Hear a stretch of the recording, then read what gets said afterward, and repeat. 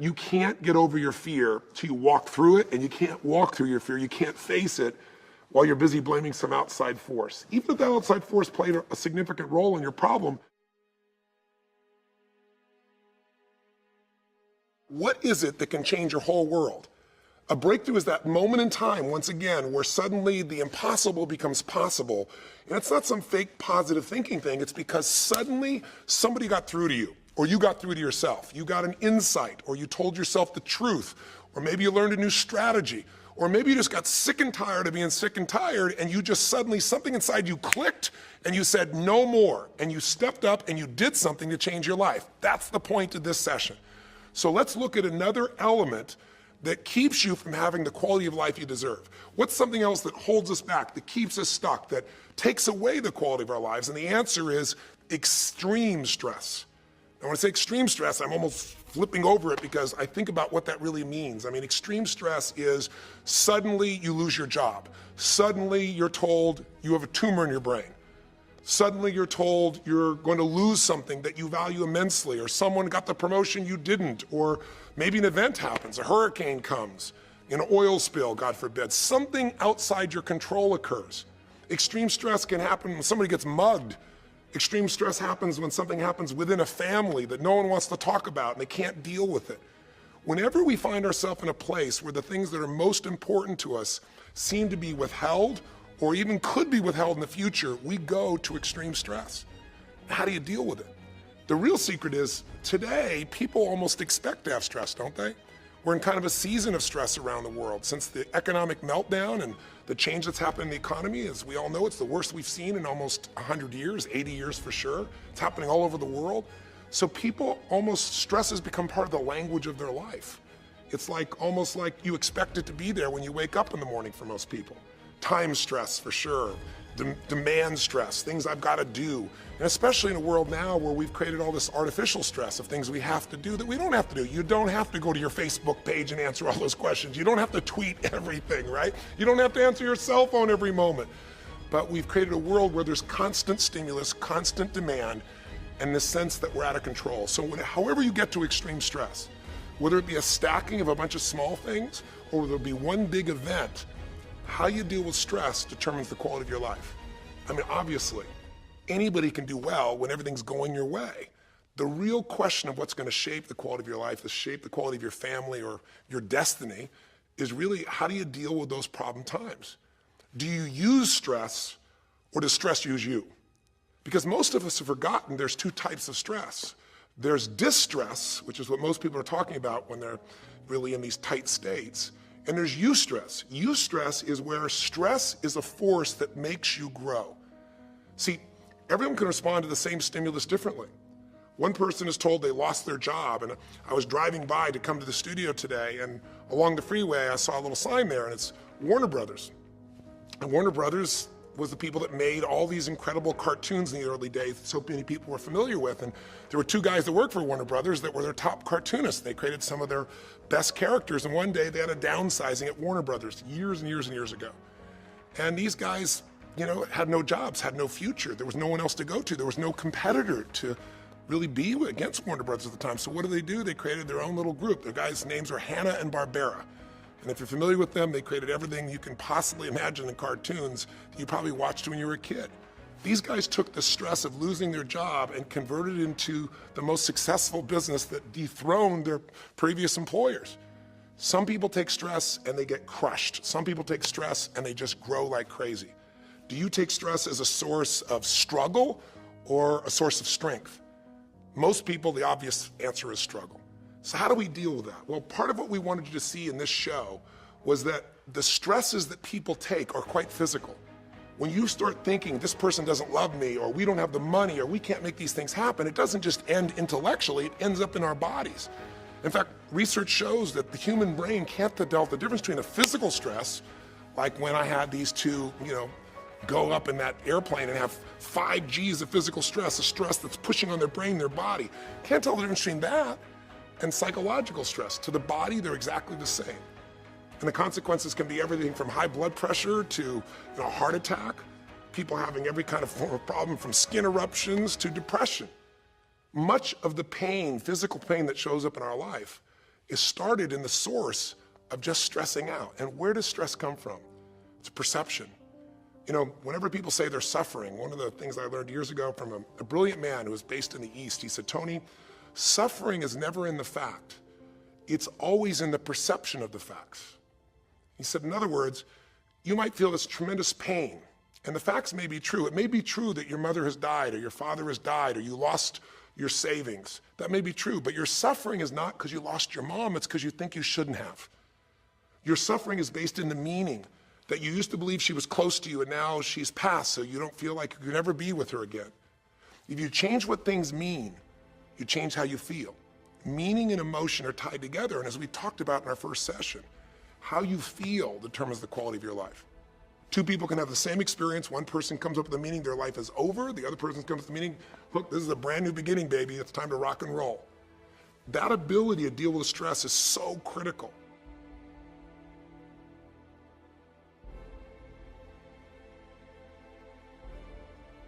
When you get enough stress in a relationship, an interesting thing happens.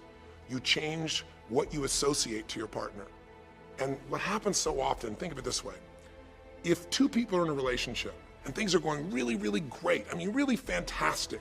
You both are, let's say your life is going great for you and your partner, person you're dating or you're together with, everything's going great in their life. Life is the way you want it to be, and then you come together in these peak states.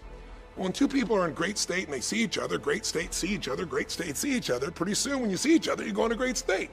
So it's not hard to have a great relationship when two people are feeling great. But if this is feeling really great, and it's a huge drop down to feeling okay, two people are feeling okay, what kind of relationship are they gonna have after a period of time? Not hard to figure out. I feel okay, I look at you, you feel okay, you look at me, how's it going? Okay, okay. And I'm using this as a metaphor, obviously, but after a while, it's like, our relationship's good. This is good, this is great, this is good. Now, after a while, let's say things happen that have nothing to do with each other. The economy really hits one person really hard. The other person feels really bad because they're having challenges, let's say, with their family or with their kids, whatever. Now you have two people way down here and they're feeling really lousy. They feel really poor. They feel frustrated. They feel angry. They see each other. They're angry. It's not with each other. They're just frustrated with their life. And they're frustrated and they see each other. And they're frustrated and they see each other. They're angry and they see each other. And they're stressed and they see each other. What's going to happen to the communication style between these two people? What's going to happen to this relationship if both people stay in this really stressed place? It's not too hard to figure out. The relationship's in deep danger. I'll give you one more option. It's pretty obvious. Both people feeling great, great relationship. Both people feeling okay, okay relationship, good. Both people feeling lousy, stressed, pissed off, frustrated, fearful, you got a problem in this relationship. People are going to say things in that state of mind to each other. They're going to do things. They're going to be unconscious. And people don't forget. And it stacks. And then that stress gets stronger and stronger. And we try to blame something. We don't want to blame each other. We'll blame the economy. We'll blame our boss. But eventually we tend to blame each other. And then things start to really break down. What if one person's in a great state? Their life's going great. And the other person's doing terrible. Then what happens? Well, the person's feeling great, wants this person to feel great. They try to encourage them. But if they can't make them feel great, after a while, this person may resent, damn, I'm finally doing okay. Why can't they be happy with me? You have another challenge. So you say, Tony, well, why are you telling me all this? Because the quality of your life is the quality of your relationships. If you want to have a great life and you make a lot of money, do well at business, but you don't have great friendships, you don't have great family, and you don't have great intimacy, you're not going to be very happy very long. Human relationship is where we magnify human emotion. So if you accept what we said in the first session, that the quality of your life is how you feel, that if you got $1 billion, but every day you live in the feeling of being stressed out or frustrated or lonely or guilty or whatever, then your life is stressed out, lonely, and guilty.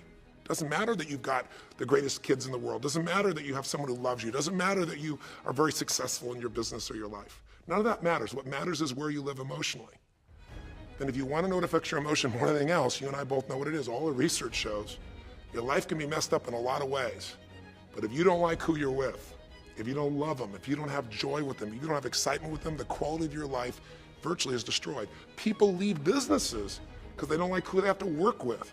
Some people work harder, 10 times harder, because people feel like they have a common mission. They love each other, they respect each other, they care for each other. And you can see that difference in a team where there's a real relationship versus a group of people that are just there to get the job done and they barely know each other. They basically follow the rules and get the job done. It's a different universe to live in.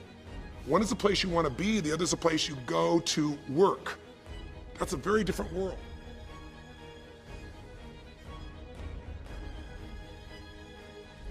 If you want to have a world that you're happy with, then your relationship has got to be at a different level, which means you've got to cherish and work hard to constantly increase the quality of the state you live in. In other words, you have to be able to take that hit from life and of course feel it, but still bring yourself back up in a state where you have something to give.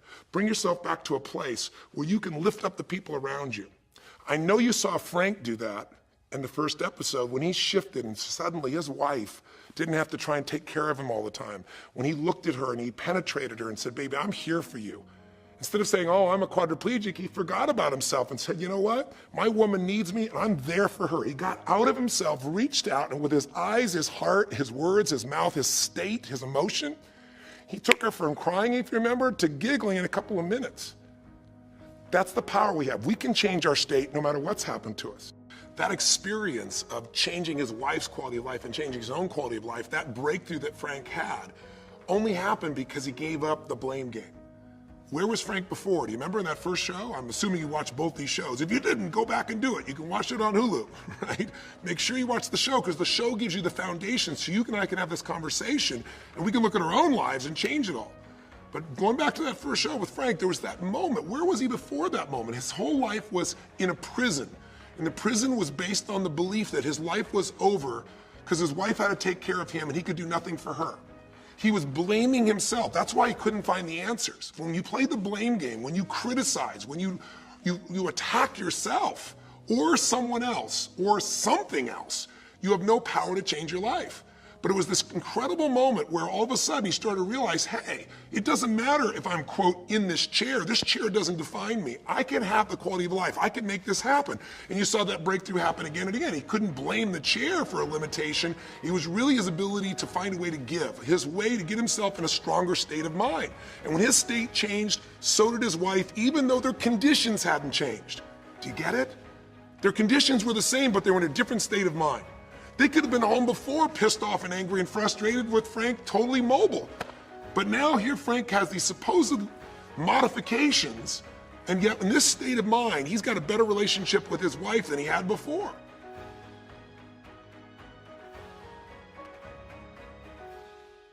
And I know that sounds overly simplistic, but if you want to change the quality of your life, the first breakthrough is stop playing the blame game with anybody, yourself or anybody else. Stop playing the surface game. We all have problems, and there's going to be more. I'm not Mr. Positive Thinking here to tell you, oh, watch these little tapes and there'll be no more challenges. I'm here to say you're going to have extreme stress in the future. If you don't have it now, it's coming, right? Sorry to be so blank and direct, but it's true. But see, that stress can be a source of strength for you if you just make those filters, those perceptual filters that allow you to take back the power of your life. You have no power when something or someone else is responsible. And always it looks that way on the surface. On the surface, when you watch the show, I'm sure you said, oh my God, this is like so many families, or this is our family. So many families, something was done to them outside their control. He worked for 23 years, Ron, for the same company. He gave his heart and soul. He wasn't a casual employee. He was one of the most liked and respected executives there. But when they went through the downsizing, he was so efficient in his security systems, a lot of technology took over, and boom, he was the person you could make redundant. But again, the guy's a fighter. He didn't give up. He took his money. He invested. He tried to figure out what to do. He got trained. He retooled. He went out in the business, but picked the wrong season for that particular business. And if you do the right thing at the wrong time, you don't get rewarded. You get pain. If you plant in the summertime, it doesn't work. If you buy a home, right thing to do. Buying it in 2006, wrong time, at least in North America. So you've paid a big price. Many of us, the only way you learn often is by experience. We don't know what's coming. Hindsight's always 20/20. So we can blame the economy. We can blame, the legislators. We can blame the people who are playing with interest rates. You can blame all that. And certainly they may play a role, but the quality of your life and mine, whether you be Frank or whether you be Ron, whether you be Kristen or Marie, that's something we can only take back when we get beyond the surface. The surface is always something on the outside that's affecting us. It does affect us, but we have the ultimate choice of deciding what it means. And when you decide what something means, you instantaneously change the story of your life and the emotion that you feel, and therefore the quality of your life, which is what this is about. Breaking through to a greater quality of life, regardless of what you can't control. We can't control the outside world. We can't. We can influence it, but we can't control it. But we have absolute control of this world, the one inside here, the one between your ears and in your heart. And when you take control of that, the game changes. But I'll tell you what, you'll never do it when you get caught up in a blame game with a person who's closest to you. Your lover, your husband, your wife, your children, your mother, your father, your best friend, your boss, somebody who's there. If you get stuck in that game, you will feel like you're at the effect of everything. And all of us hate that. We can deal with almost any stress, but being out of control, that one makes people nuts. Research shows, you can make people nuts really easy. All you gotta do is put them in a room and have a random buzzer go off at any time that they can't control for days and days and days, and they start to go nuts. If they feel like they can go turn that buzzer off, even if it happens all the time, they might get angry and frustrated, but they don't go crazy.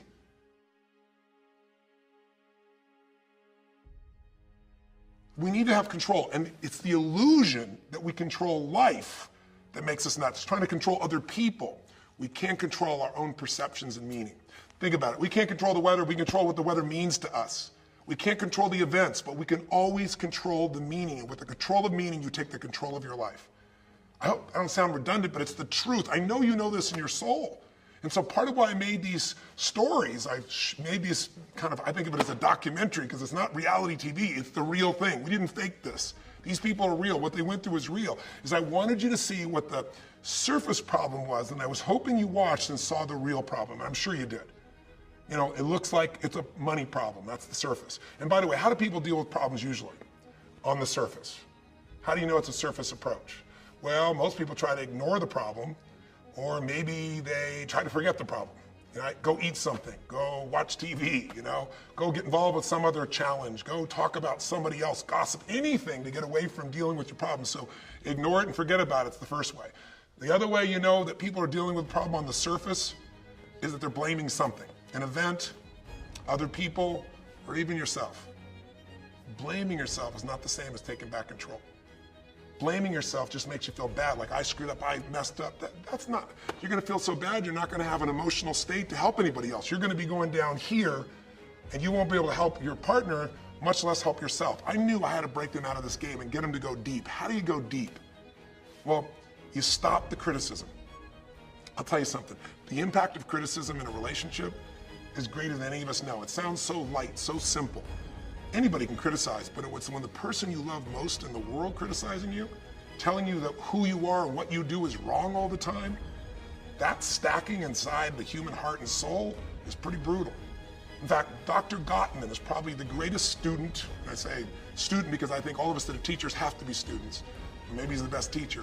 He's been studying at least more couples than anyone alive for a longer period of time. It's the University of Washington. He's had, I think, now almost 65,000, maybe it's now 100,000 couples he studied. And I'm talking about with cameras watching them for weeks, in rooms, like a reality TV show. And he's gotten to watch the patterns. And the guy has a 92% accuracy in being able to tell you whether you and your partner will make it or not, whether you will stay married. And all he needs is a 5-minute conversation between the two of you and watch you. How does he do that? Well, he's learned all of these little tools, and he's basically come up with what he calls the 4 horsemen. That basically, when these 4 are there, that relationship is going down. 92% accuracy of whether your marriage is going to make it or not. And he's been doing it here for, I guess, almost 40 years. Well, those 4 horsemen start with criticism. Now, what are you saying, Tony? I'm supposed to just accept whatever my spouse says to me? I should just put up with what they're doing? I should just pretend I'm happy all the time? No, I'm not into the BS positive thinking, fake it stuff. I never have been. I'm saying to you instead, you have every right to be upset. You can even complain, just don't criticize.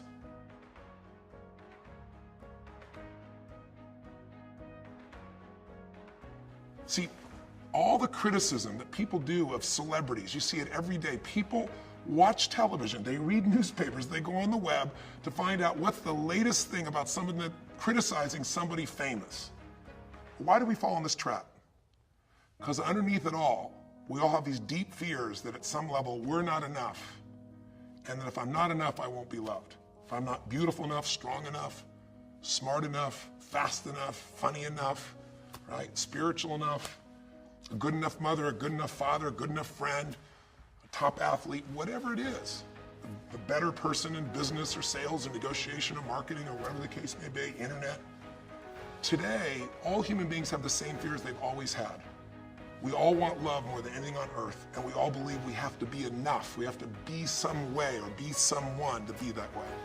So there's two ways to really be enough. One is to take risks and try to do something. Try to accomplish something, try to make something happen. But to do that means taking risks. You could fail, and if you fail and other people see it, or you do, you might start looking like, well, you're not good enough, you're not strong enough, you're not enough, you're not worthy of love. That's the equivalent for most people of psychological death. To feel worthless and unloved. What's worse? Very little in life. So for most people, a lot of people can deal without food, but they can't deal without feeling like something in life matters, that they matter to someone, that they're loved by something or someone, at least themselves or God or something, their creator. So this process, really what I do with people is to help them to break out of that illusion, break out of that mindset that says there has to be something to blame or I'm not enough. Instead, it's about saying when you get to this relationship in your life, that relationship that you have great relationships with usually is a friendship because you don't have many rules. Friends you stick by. They can make mistakes, you're saying they're having a bad day. But if it's the person you're in an intimate relationship with, you've got all these other rules of how they're supposed to be. I'm saying to you, today might be the day to change your whole life and have a breakthrough in any relationship. If you don't have a relationship, it's probably because you're afraid. You're afraid of being rejected. You're afraid of someone not loving you, so don't even get too close. Or you'll say, no, I'm just so busy with work, or all the good ones are gone. You know and I know that's all BS, that's all a story. If you want to change your life, the way you change your life is you stop making this mindset happen that says, I gotta be a certain way, and instead, you figure out what you can give. If you want to go deep, you gotta stop blaming. And so what's the opposite of blaming? It's questioning. See, the only way you get really upset, the only way to really be frustrated and angry and all those different emotions you might feel with your partner or even with yourself is you have to believe your own thoughts. What do I mean by that? Well, I stumble on it because you think about it, most of us think whatever we believe is just true. But haven't you had some beliefs in the past that maybe at one time in your life you just believed heart and soul, you would even fought for those beliefs, but you look back on it now and you're almost embarrassed that you believe that damn stuff, right? And most people have, I bet you do too. So if you think about a thought and you believe it enough, like, she shouldn't treat me that way, or, Ron, he should have done this, or Marie, she should do that. The more you have these statements about how people should be, and you believe it's true, the more angry you get, the more frustrated you get with your partner or with your boss or whoever you're dealing with. So one of the questions I've learned to ask myself is, instead of accepting, whenever I'm upset, I know some part of me is judging. It's very hard, nearly impossible, to influence somebody while you're judging them, because they can feel it. So one of the reasons I can work with people is hard to judge them because I've been such an idiot in so many areas, and I've gotten a little smarter in some areas of my life, so I can relate instead of judge. If I haven't done what they've done, I've done something probably equally silly or stupid, so I can't be silly or stupid, I've done it too. Anything you'd be upset with your partner about, I guarantee you've done something, if not similar, something that would have equally silly or stupid impact if you're being fair with that person. So I have a friend that years ago, I used to ask this question to people. I'd always say, they tell me what they believe, and then I'd say, tell me the truth. I said, what do you mean that is the truth? I said, really? What's the truth? And I had people dig a little deeper.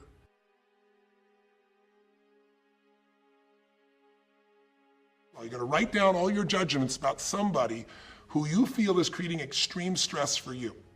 Are you hearing me on this? Because usually it's something or someone. We'll take someone in this particular case. You could pick something, right? Because of the oil spill, I can't possibly feed my children. That'd be a fair statement to make, and yet if you stay with that statement, you have no power and no ability to break through. It's impossible to change your life. A breakthrough is, how do you take the impossible and make it possible? Change in perception, change in action, change in strategy. Here's the first question. Is it true? Question one, is it true? Is it true that Willie Deagle is condescending? He says, yes. He's evil. Evil. Yes. He's mean and harsh and out of control. Yes, yes, yes, yes. I said, well, Let me ask you a better question.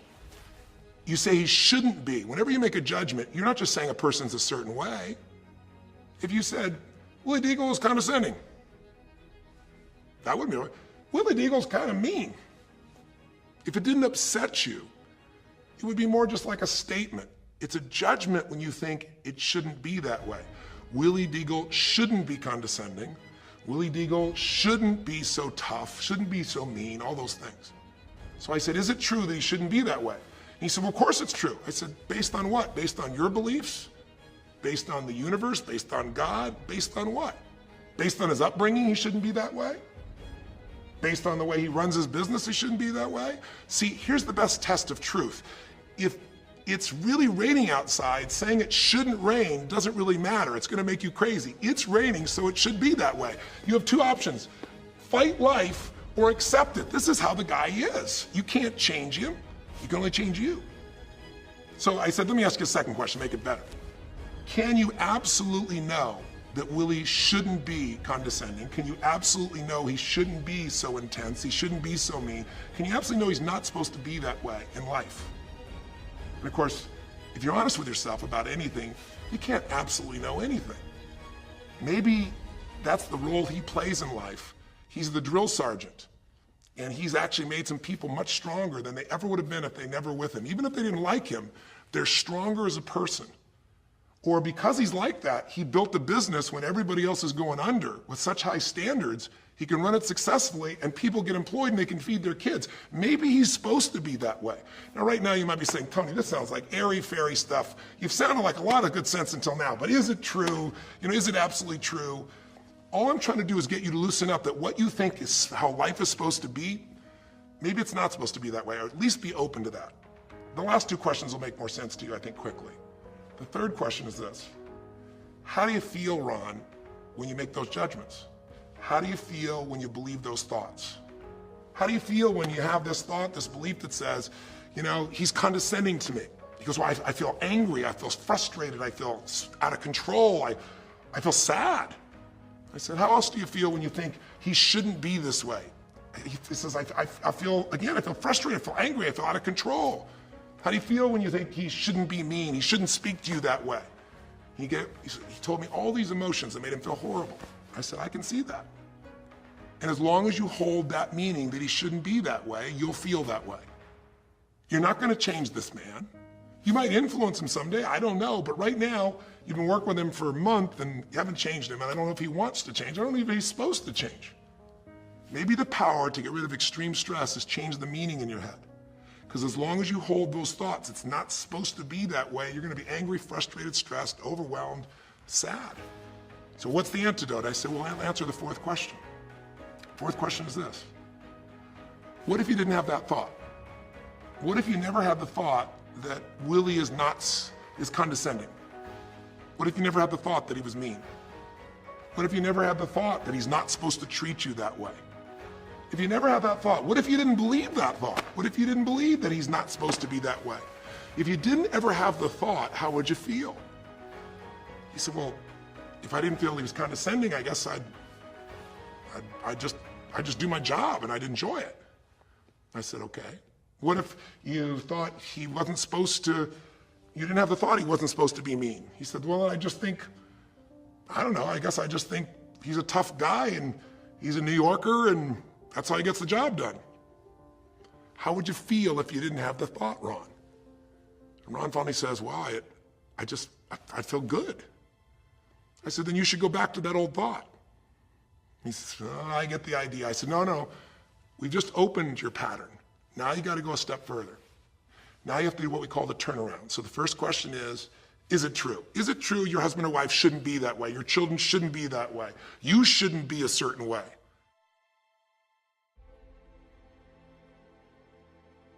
If you're that way, it's how you are right now, so it's true for right now. Can you ever know that that's not ever supposed to have been that way? Have you ever had something happen in your life that you hated, that at the time it was so horrible and you thought the worst thing that could ever happen, and then years later, you look back and you thought to yourself, I'd never want to go through that again as long as I live. I don't want anybody else to have to go through that. But I can see because I went through that pain, man, I've got a strength in me. or I have a caring and a compassion because I know what that feels like and I would never treat another person that way. I can see the larger plan in it now, 5 years, 10 years, 20 years later. Have you ever had that experience? Back then when you were upset, you thought this shouldn't happen, but maybe it was supposed to happen. Your job is to find a way to get good meaning out of it, a meaning that would empower you.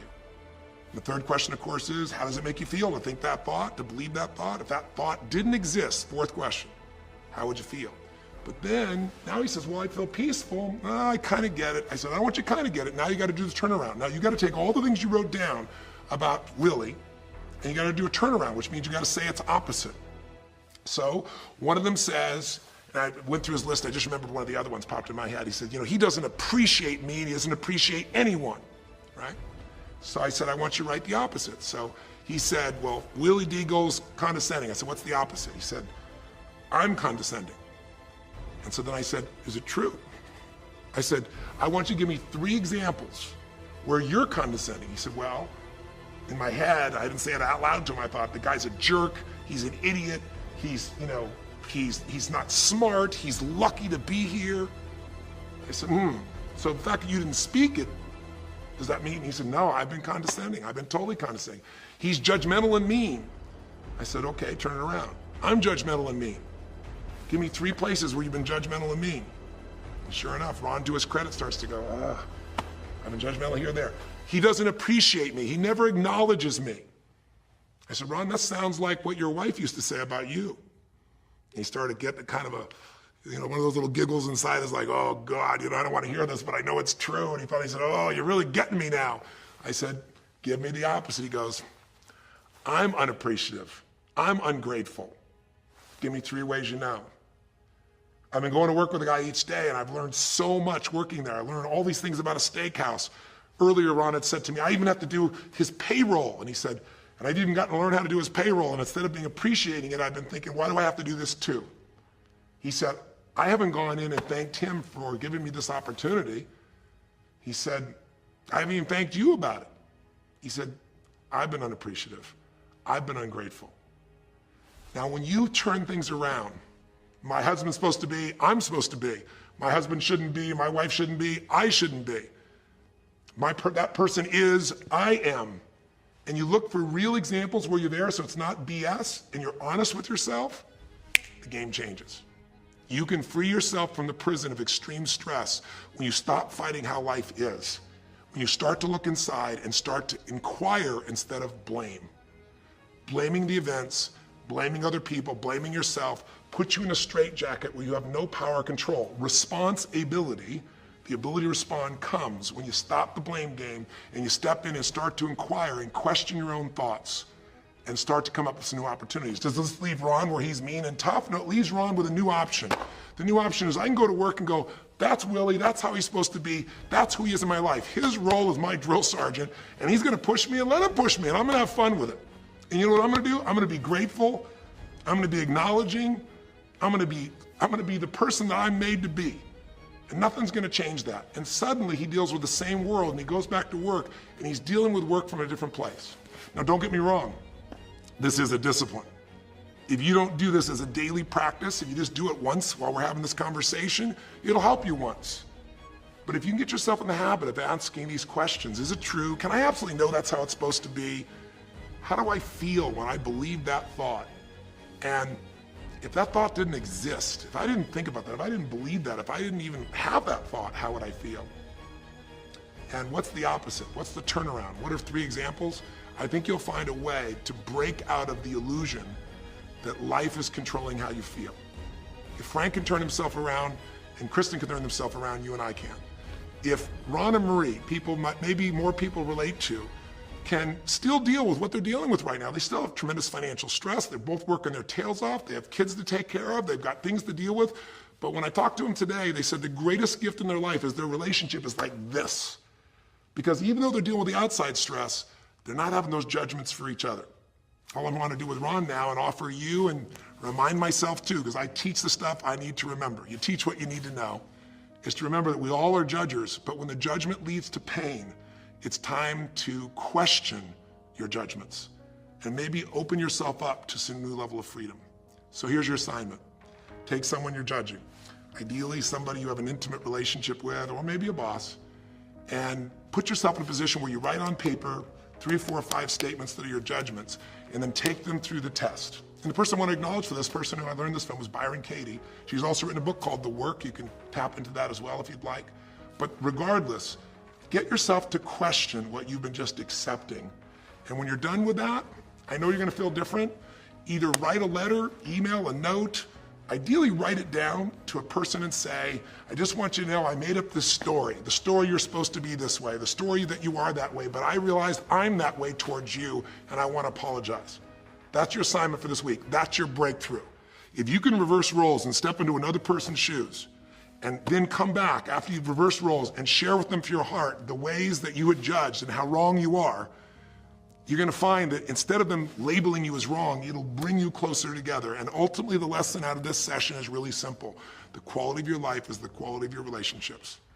A deeper relationship, a relationship that's more connected and less separated by judgment, separated by frustration and states, is one that will expand and deepen and give you more than your fair share of love, joy, happiness, and what we all call quality of life.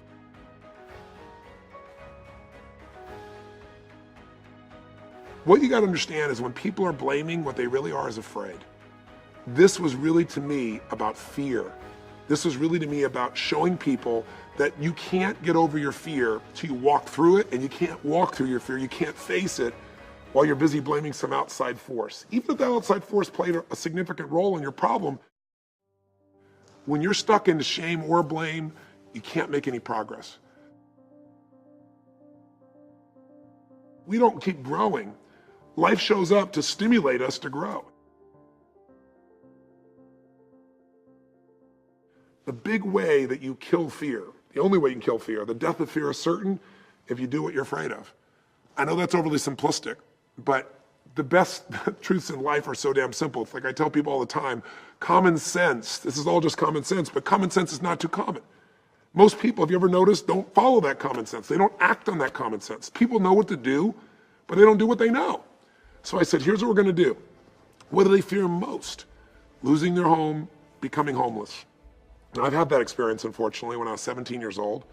My dad went back east, I was on my own, and the experience is not something I'd ever want to go through again, but it made me appreciate everything in my life from a different perspective, and it made me strong.